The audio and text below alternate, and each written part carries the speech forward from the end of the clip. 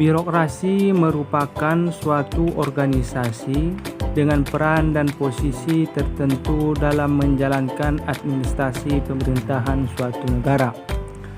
Prof. Dr. Sondang P. Siagian mengatakan bahwa pentingnya patologi ialah agar diketahui berbagai jenis penyakit yang mungkin diderita oleh seorang birokrat.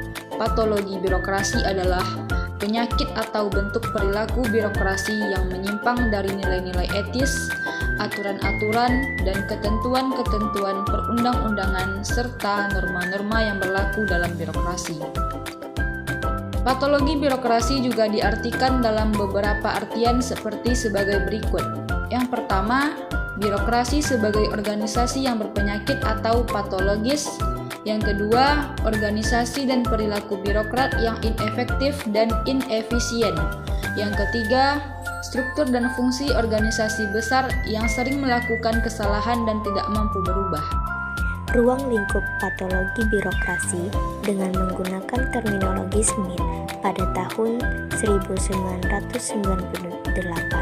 berkenaan dengan kinerja birokrasi yang buruk dapat dipetakan dalam dua konsep besar, yaitu dysfunction bureaucracy, yakni berkaitan dengan struktur, aturan, dan prosedur atau berkaitan dengan karakteristik birokrasi atau birokrasi secara kelembagaan yang jelek sehingga tidak mampu mewujudkan kinerja yang baik atau erat kaitannya dengan kualitas birokrasi secara institusi. Beberapa contoh disfungsi birokrasi meliputi lambat dan tidak efisien, korupsi dan nepotisme, ketidakjelasan tugas dan tanggung jawab, kurangnya transparansi dan akuntabilitas, ketidakmampuan untuk beradaptasi, dan biaya yang tinggi. Yang kedua ada maladministration, yakni berkaitan dengan ketidakmampuan atau perilaku yang dapat disogok, meliputi perilaku korupsi, tindak sensitif, arogan, misinformation, tidak peduli dan bias, atau erat kaitannya dengan kualitas sumber daya manusia atau birokrat yang ada di dalam birokrasi. Jenis patologi. 1. Patologi timbul karena persepsi dan gaya manajerial para pejabat di lingkungan birokrasi. Di antara patologi jenis ini, penyalahgunaan wewenang dan jabatan, menerima suap, arogansi dan intimidasi, kredibilitas rendah, dan nepotisme. 2. Patologi disebabkan karena kurangnya atau rendahnya pengetahuan dari keterampilan para petugas pelaksanaan berbagai kegiatan operasional.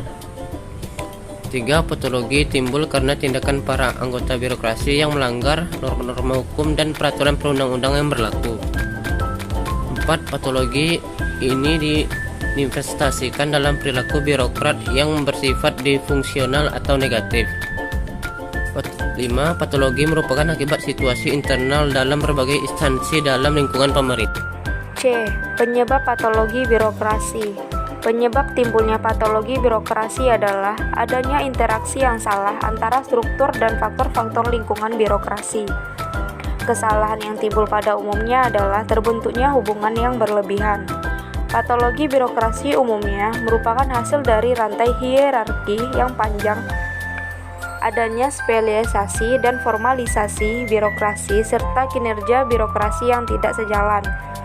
Dampak yang ditimbulkan oleh patologi birokrasi adalah paternalisme, bertambahnya anggaran dalam jumlah besar, prosedur yang rumit dan bertele-tele, pemecahan birokrasi atau birokrasi menjadi sangat kompleks. Berbagai keluhan dan kritikan mengenai kinerja birokrasi memang bukan hal baru lagi, karena sudah ada sejak zaman dahulu. Birokrasi lebih menunjukkan kondisi empirik yang sangat buruk dan negatif. Citra buruk atau negatif tersebut semakin dipaparkan dengan isu yang sering muncul ke permukaan, yang berhubungan dengan kedudukan kewenangan pejabat publik, yakni korupsi dengan beraneka ragam bentuknya, lambatnya pelayanan, dan diikuti dengan prosedur yang berbelit-belit dan lain sebagainya, sehingga keadaan tersebut merusak hubungan antara manusia, menghancurkan komunitas politik, dan meluluh lantarkan cita-cita negara hukum. Maaf jika presentasi kami kurang sempurna, karena yang sempurna hanyalah kita yang dulu pernah bersama.